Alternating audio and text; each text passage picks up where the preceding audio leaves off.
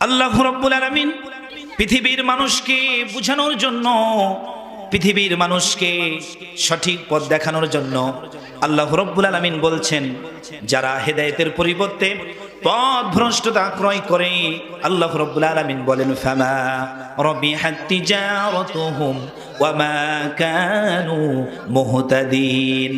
আল্লাহ রাব্বুল আলামিন বলেন, তারা কখনোই তাদের ব্যবসায় লাভজনক হবে না, তারা কখনোই তাদের ব্যবসায় লাভ করতে পারবে না, তাদের কোনো লাভ করতে পারবে না। এজন্য আমাদেরকে যদি লাভ করতে হয়, আমাদের ভালো করতে হয়, আল্লাহর পথ, আল্লাহর হুকুম, রাসূলের সুন্নাহকে আঁকড়ে ধরতে হবে। আল্লাহ তাআলা সকলকে তৌফিক দান করুন, সকলে বলি আল্লাহুম্মা আমিন। সম্মানিত উপস্থিতি, লক্ষ্য করি আল্লাহ রাব্বুল আলামিন এর পরের আয়াতে সুন্দর করে বলছেন, মাসালুহুম কামাসালিল্লাযী ইস্তাওকাদা নারা। আল্লাহ রাব্বুল আলামিন মাসালুহুম শব্দ দিয়ে সুন্দর করে উদাহরণ দিয়ে বলছেন, সুন্দর করে উদাহরণ দিয়ে আমাদেরকে বুঝিয়ে দিচ্ছেন। বলছেন মাসালুহুম, তুমি মনে করো, মাসালুহুম তুমি মনে করো কোন এক জায়গায় ঘন অন্ধকার, একটা মানুষ আরেকটা মানুষকে দেখতে পাই না, একটা মানুষ আরেকটা মানুষকে বুঝতে পারে না। কিসের কারণে? অন্ধকারের কারণে। এতটাই অন্ধকার। আল্লাহ রাব্বুল আলামিন বলছেন, আল্লাহ রাব্বুল আলামিন বলছেন ইস্তাদাওকাদা নারা। যদি সেই ঘন অন্ধকারের ভিতরে, আল্লাহ রাব্বুল আলামিন বলছেন সেই অন্ধকারের ভিতরে যদি আগুন জ্বালা হয়, ওই আগুন জ্বালার পরে ওই ঘন অন্ধকারটা কি আর অন্ধকার থাকবে নাকি? অন্ধকার থাকবে না। সেই ঘন অন্ধকার জায়গায় আগুন জ্বালার কারণে সেই ঘন অন্ধকার জায়গাটা আলোকিত হয়ে যাবে। সুবহানাল্লাহ। এজন্য এই পৃথিবীর মানুষ যখন সঠিক পথ অবলম্বন করে, সঠিক পথের মধ্যে চলে আসে, আল্লাহ রাব্বুল আলামিন ওই ব্যক্তির অন্তরে আলো জ্বালিয়ে দেয়, আলোকিত করে দেয়, নূর জ্বালিয়ে দেয়। নূরের দ্বারা তার অন্তরটা, তার জীবনটাকে আলোকিত করে দেয়। বলি সুবহানাল্লাহ। ওই ব্যক্তিটা যখন সেই আলোকিত পথ ভুলে গিয়ে আবার সেই নোংরা পথ, আল্লাহর বেফরমানি পথ, রাসূলের সুন্নতের বেরখালাপের পথ যখন সে অবলম্বন করে, আল্লাহ রাব্বুল আলামিন সেই আলোকিত জায়গাটাকে আবারও আস্তে আস্তে অন্ধকার করে দেয়। এজন্য যে সমস্ত মানুষ সঠিক পথে চলে, সঠিক দিক নির্দেশনা মানে, সঠিক কিছু বুঝার পরে আবারও নামাজ ছেড়ে দেয়, রোজা ছেড়ে দেয়, সঠিক পথ ছেড়ে দিয়ে আবার যখন অন্ধকার পথে চলে যায়, আল্লাহ তাআলা বলেন তার দিলটাকে, তার অন্তরটাকে আমি ঘন অন্ধকারে পরিণত করে দিই। এজন্য সম্মানিত উপস্থিতি, আমাদেরকে বুঝতে হবে, আমরা যদি সঠিক পথে থাকি, আমরা আলোকিত পথে থাকবো। এজন্য আল্লাহ রাব্বুল আলামিন যেন আমাদেরকে সুন্দর পথ, আলোকিত পথ দান করে, সকলে বলি আল্লাহুম্মা আমিন। সম্মানিত উপস্থিতি, লক্ষ্য করি এরপরে আল্লাহ রাব্বুল আলামিন বলছেন, সুম্মুম বুকুমুন উমিয়ুন ফাহুম লা ইয়ারজিউন। আল্লাহ রাব্বুল আলামিন বলছেন, দুনিয়াতে কিছু মানুষ আছে যারা চোখ থাকতেও দেখে না। আছে না নাই?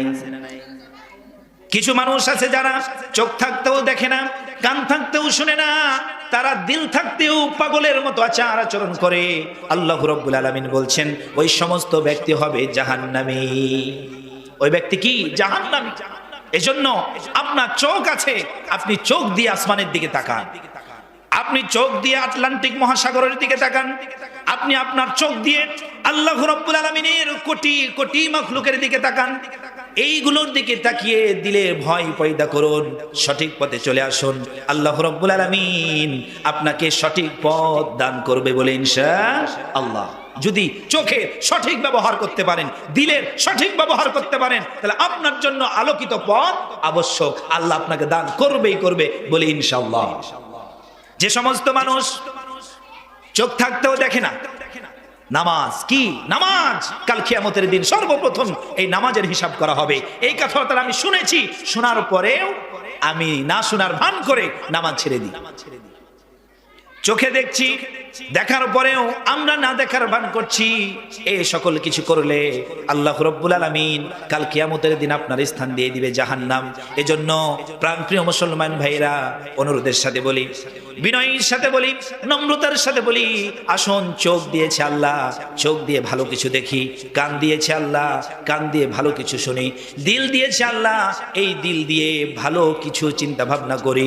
আল্লাহ রাব্বুল আলামিন তৌফিক দান করুন, সকলে করি আল্লাহুম্মা আমিন। সম্মানিত উপস্থিতি, লক্ষ্য করি আজকে চোখ থাকতেও দেখে না, কান থাকতেও শোনে না, দিল থাকতেও ভালো চিন্তা ভাবনা করে না। কথা ঠিক না ঠিক বলেন? সম্মানিত উপস্থিতি, লক্ষ্য করুন আজকে আমাদের এই বাংলাদেশের ভিতরে 92% মুসলমান।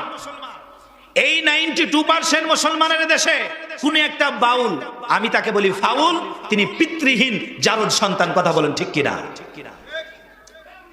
92% মুসলমানের দেশে একজন বাউলের বাচ্চা বাউল, জারদ সন্তান, সে আল্লাহকে নিয়ে কটূক্তি করেছেন, সে রাসূলকে নিয়ে কটূক্তি করেছেন, কোরআনের সূরা নাসকে নিয়ে কটূক্তি করেছেন। আমি এখান থেকেই বলতে চাই, যে সরকার আছো আমার মাথা ঘামার দরকার নাই, যে সরকার আছো, যে প্রশাসন আছো, তোমরা যদি এই পিতৃহীন জারদ সন্তানকে দ্রুত গ্রেফতার করে ফাঁসির কাস্টে ঝুলাতে না পারো, বুঝে নিব তোমরাও সেই জারদ সন্তানের শামিল। এটাই ধরে নিতে হবে। কারণ আল্লাহকে নিয়ে এত বড় বাজে কথা বলবে, আর আমরা মুসলমানের সন্তান কানে শুনে জায়গায় বসে থাকবো, এমন ইমানের দরকার নাই। এমন ইমানের দরকার আছে? এমন ইমানের দরকার নাই। এজন্য আমি সকল প্রশাসনকে বলতে চাই, দ্রুত তার বিচারের ব্যবস্থা চালু করা হোক। জাতির সামনে ওই বাউলকে, ওই জারদ সন্তানকে জাতির সামনে ফাঁসির কাস্টে ঝুলিয়ে মারা হোক। কথা বলুন ঠিক না বেঠিক? সম্মানিত উপস্থিতি, লক্ষ্য করি, দলের নাম বলবো না, আমাদের বাংলাদেশে আমরা যেই দলটাকে মনে করি সবচাইতে বড় দল, যেই দলটাকে মনে করি বাংলাদেশের ভিতরে সবচাইতে বড় দল, এই দলের ধারক বাহক কি বলেছে জানেন? এই ধারক বাহক বলছেন বাউলের প্রতি আক্রমণ করা এটা নাকি ঠিক হয় নাই। আমি বড় দলের ওই নেতাকে বলতে চাই, ও নেতা, তুমি মনে হয় ইসলাম জানো না, তুমি মনে হয় কোরআন জানো না, তুমি মনে হয় আল্লাহর আইন জানো না। এই কারণে তুমি আল্লাহকে গালি দেওয়ার পরেও, রাসূলকে গালি দেওয়ার পরেও, কোরআন নিয়ে কটূক্তি করার পরেও ওই বাউলের উপর আক্রমণ করা ঠিক হয় না, এটা তুমি মন্তব্য করেছো, কারণ তুমি ইসলাম সম্পর্কে অবুঝ। এজন্য সাবধান করে বলতে চাই, যত বড় দলের নেতা হও না কেন, যত বড় দলের নেতা হও না কেন, এরকম জারদ সন্তানকে যদি তুমি সাপোর্ট করো, এরকম জারদ সন্তানের পক্ষে তুমি যদি কথা বলো, তুমি যত বড় দলের নেতা হও না কেন, এই প্রাণপ্রিয় মুসলমান তোমাকে একটু ছাড় দিবে না। কথা ঠিক না বেঠিক? একটুকু ছাড় দেওয়া হবে না।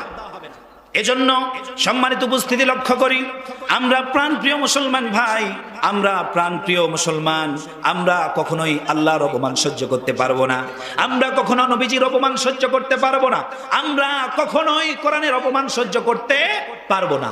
সম্ভব নয়, সম্ভব নয়, সম্ভব নয়। আমি আমার ভাষাই বলবো, আমি আমার ভাষাই বলবো, তুমি আমার বাবাকে গালি দাও, আমি মেনে নিতে পারবো। তুমি আমার মাকে গালি দাও, আমি মেনে নিতে পারবো। তুমি আমার ভাইকে বোনকে গালি দাও, মেনে নিতে পারবো। তুমি আমার ছেলে মেয়েকে গালি দাও, আমি মেনে নিতে পারবো। কিন্তু সাবধান, তুমি আল্লাহকে গালি দিবা, আল্লাহকে নিয়ে কুটু মন্তব্য করবা, এক ফোঁটা রক্ত থাকতে এটা সহ্য করা যাবে না, সহ্য করা যাবে। এজন্য এই বাউল নামের ফাউলটাকে দ্রুত আমরা বিচারের আওতায় চাই, চাই না? চাই না? তার বিচারের আওতায় চাই, এবং তার ফাঁসি রায় হবে কি? ফাঁসি। এটা ছাড়া কোনো রায় আমরা মানি না, মানবো না বলে ইনশাআল্লাহ। কত বড় তার সাহস, তিনি আল্লাহকে নিয়ে এত বাজে ভাবে কথা বলেছে। সম্মানিত উপস্থিতি, আমি আমার মুখের ভাষা নাই, ওরকম ভাষা আমি এখানে বলার মতো, এত খারাপ ভাবে উনি উচ্চারণ করেছে। এজন্য বাংলাদেশের জামাত ইসলাম, বাংলাদেশের বিএনপি, বাংলাদেশের এনসিপি, বাংলাদেশের জাতীয় পার্টি, বাংলাদেশের আরো যারা ইসলামী দল আছেন, সকলকে আহ্বান করছি, সকলকে আহ্বান করছি, সকলে মিলে এই বাউলকে জাতির সামনে যতক্ষণ পর্যন্ত ফাঁসি না দিবেন, বাংলাদেশের মুসলমান ছাড় দিবে না। কথা বলবেই বলবেন। কত বলুন কথা ঠিক না বেঠিক?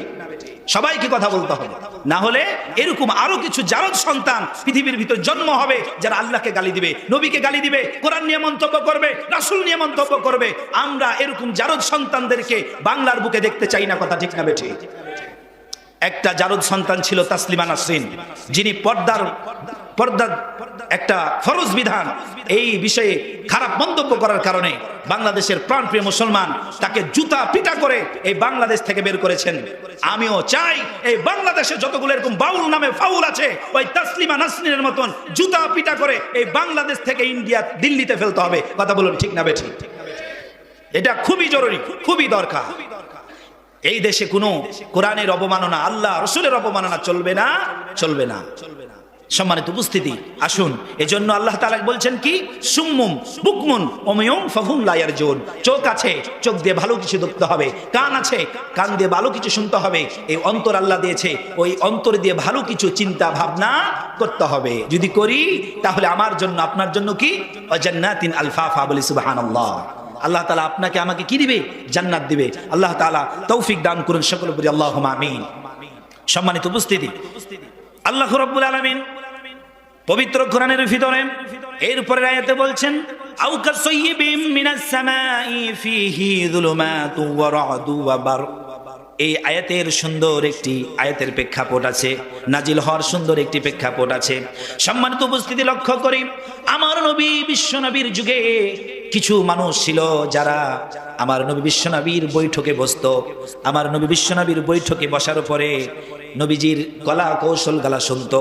কলা কৌশল শোনার পরে সেই কলা কৌশলগুলো আবার কাফের বেদিনদেরকে লাগান পারান করতো। বুঝছেন, এরকম মানুষ আমাদের মাঝে আছে না নাই? আছে না? আছে। যারা কি করে, লাগান পারান করে, গীবত করে, কূটনীতি করে, দুর্নীতি করে, আছে না নাই?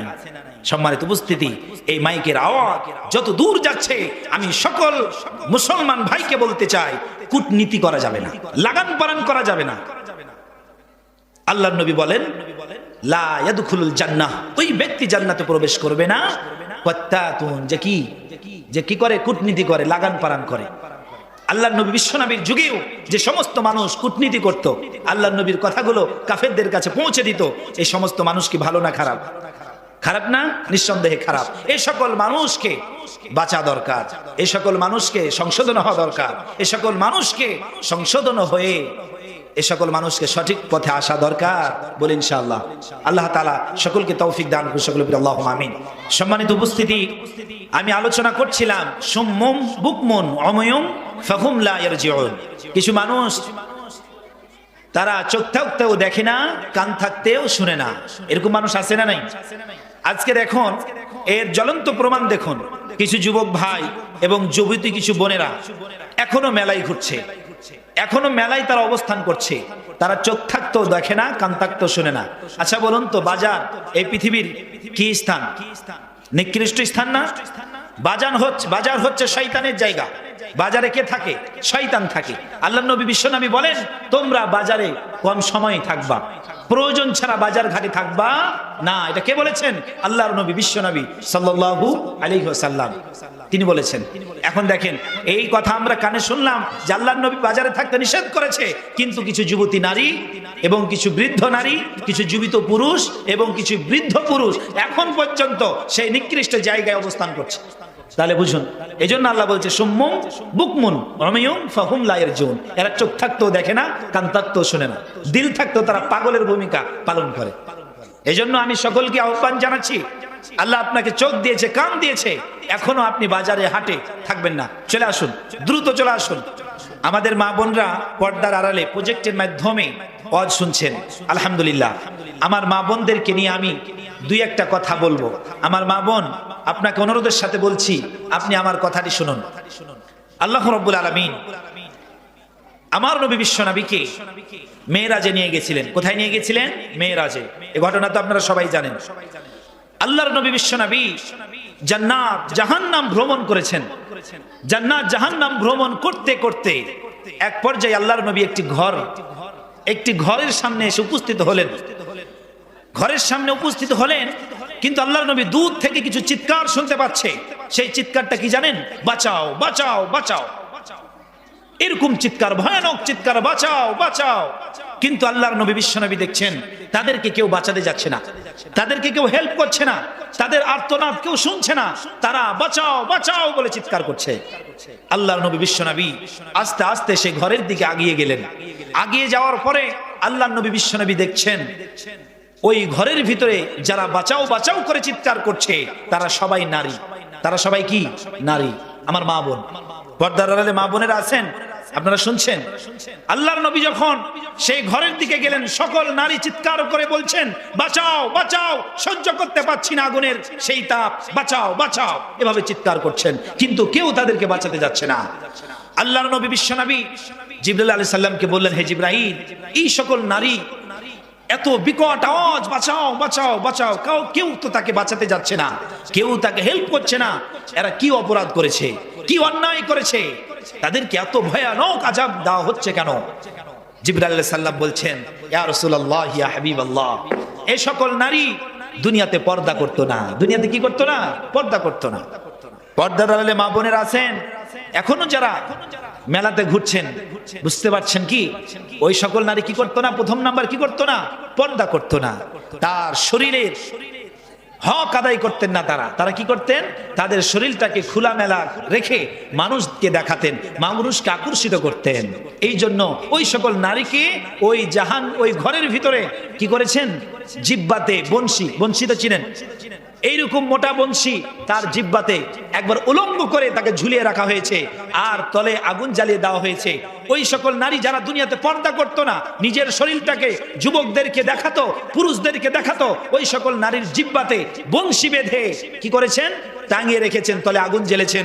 সেই আগুনের তাপে ওই সকল নারীর চামড়াগুলো ঝলসে ঝলসে পড়ে, ওই নারীর মাংসগুলো ঝলসে ঝলসে পড়ে, ওই নারীর শরীরের চরকগুলো ঝলসে ঝলসে পড়ছে, আর ওই নারী চিৎকার করে বলছে, বাঁচাও বাঁচাও বাঁচাও, কিন্তু কেউ তাকে বাঁচাতে যাচ্ছে না।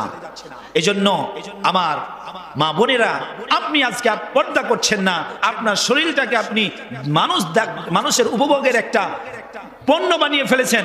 আপনিও সাবধান থাকুন।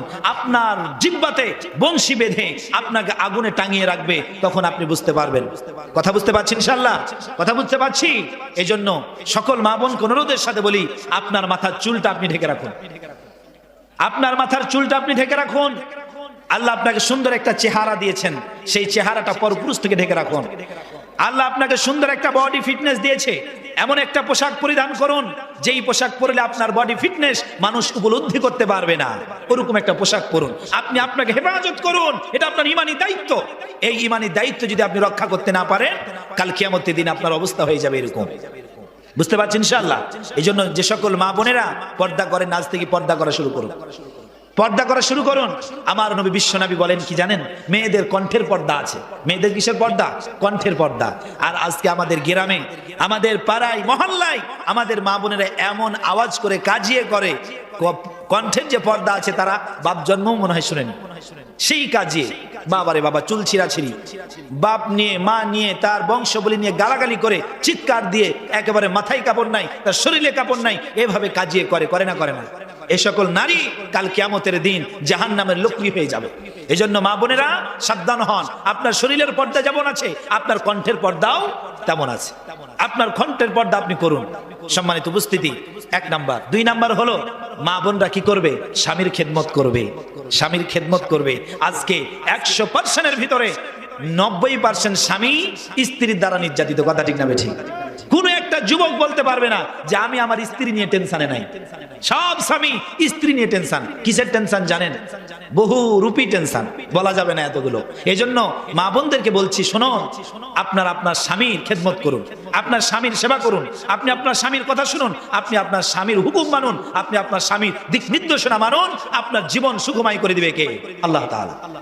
বুখারী মুসলিমের হাদিস, আল্লাহর নবী বিশ্ব নবী বলেন, স্বামী স্ত্রীর ভিতরে কাজিয়ে হয়েছেন, স্বামী স্ত্রী কাজিয়ে করেছেন। মুরব্বীরা আপনাদেরকে প্রশ্ন করি, উত্তর দেন।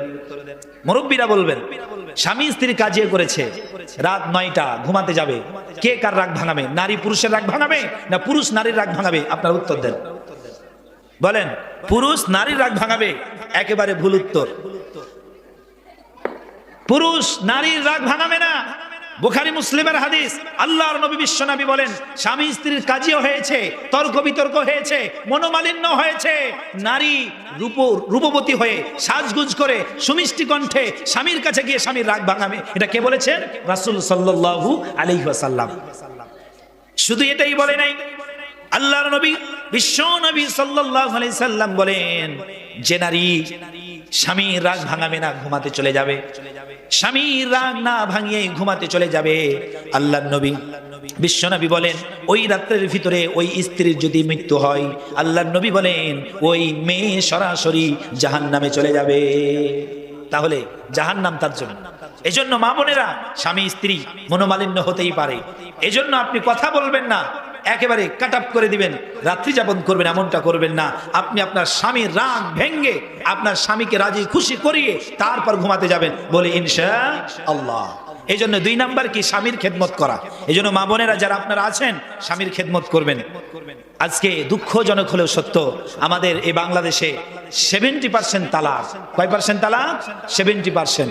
আর বিয়ে কয় পার্সেন্ট? 30%। কথা বুঝতে পারছেন? বিয়ে কয় পার্সেন্ট? 30%। তালাক কয় পার্সেন্ট? 77%। এটা কেন জানেন? কারণ হলো মেয়েদের উচ্ছৃঙ্খল জীবনযাপন।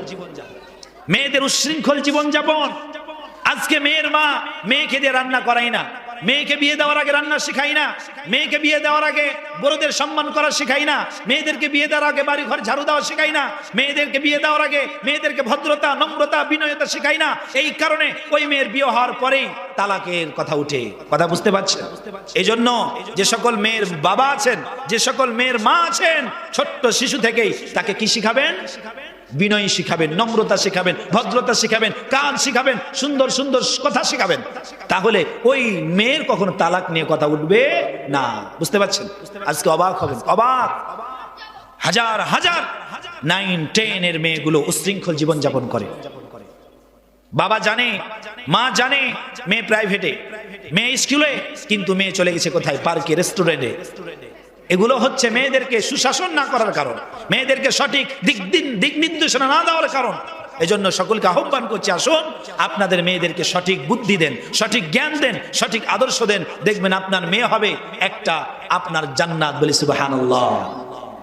আল্লাহ নবী বলছেন একটা মেয়ে একটা জান্নাত। সুশিক্ষা দিবেন না, আপনার জান্নাত হবে? হবে না। সুশিক্ষা দিতে হবে, তাহলে একটা মেয়ে একজন পিতার জন্য জান্নাত।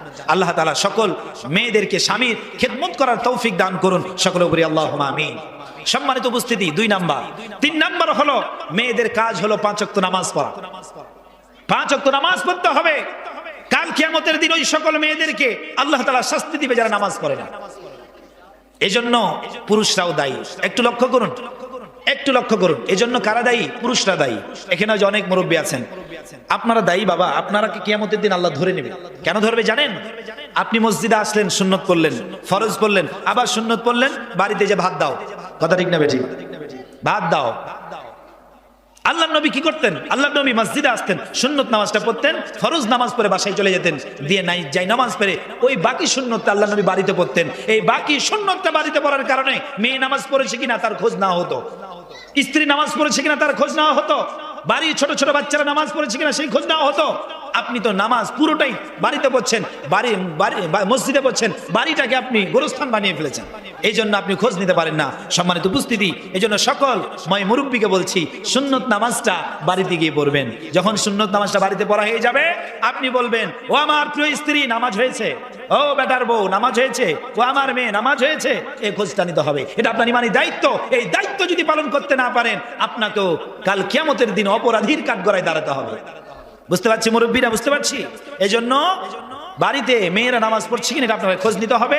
আর মা বোন, আপনাদেরকেও নামাজ পড়তে হবে। যদি নামাজ পড়তে পারেন, কাল কিয়ামতের দিন আল্লাহ রাব্বুল আলামিন আপনাকে জান্নাত দিয়ে দিবে। বলি সুবহানাল্লাহ। 3 নাম্বার। 4 নাম্বার হলো মেয়েরা সন্তানকে সুসন্তান করবেন।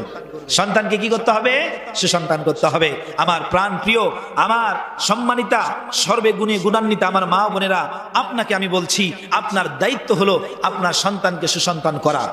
একজন পুরুষ মানুষ সকাল 8টা বাজলেই চলে যায় রিজিকের তাগিদে মাঠে ময়দানে চাকরি ব্যবসা কামলা খাটতে।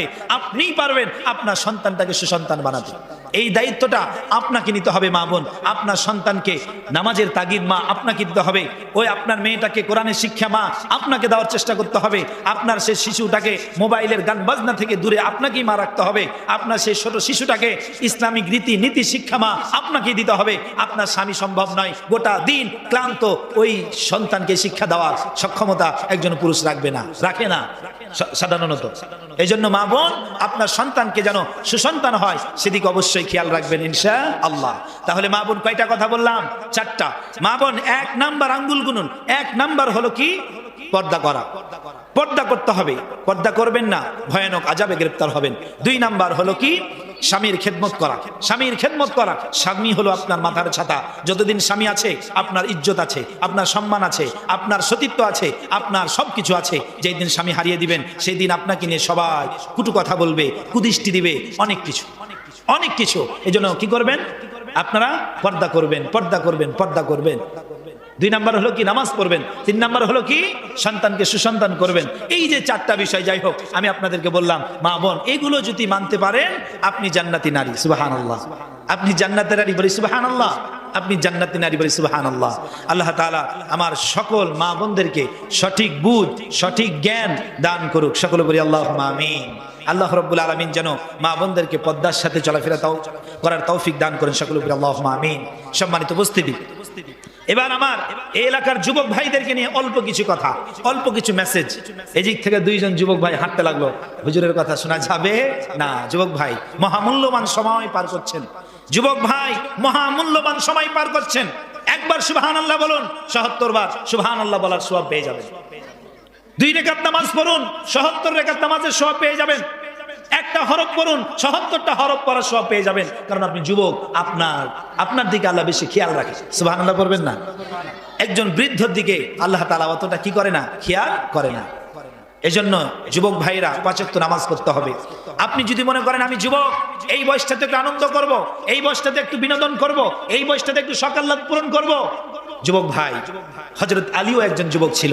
হযরত আলী আল্লাহর নবী বিশ্বনবীর চাচতো ভাই, আল্লাহর নবী বিশ্বনবীর জামাই। তিনি কি একজন যুবক ছিল। তিনি ইসলামের জন্য যুদ্ধ করতে গিয়ে নিজের জান কুরবান করে দিতে চাইছিলেন। হযরত উমর, হযরত উসমান, হযরত আবু বকর রাদিয়াল্লাহু তাআলা আনহু, তিনারা ইসলামের জন্য রক্ত দিয়েছে, জান দিয়েছে, মাল দিয়েছে। তারপরও কখনো এই দুনিয়াতে নিজের ঈমান হারাই নাই, ঈমান নষ্ট করে নাই। এজন্য যুবক ভাইরা এত মহামূল্যবান সময় পার করছেন। আসুন আমরা হযরত আলীর মতো কি হই? ঈমানদার যুবক হই। 5 ওয়াক্ত নামাজ পড়বো ইনশাআল্লাহ। যুবক ভাইরা 5 ওয়াক্ত নামাজ পড়বো ইনশাআল্লাহ।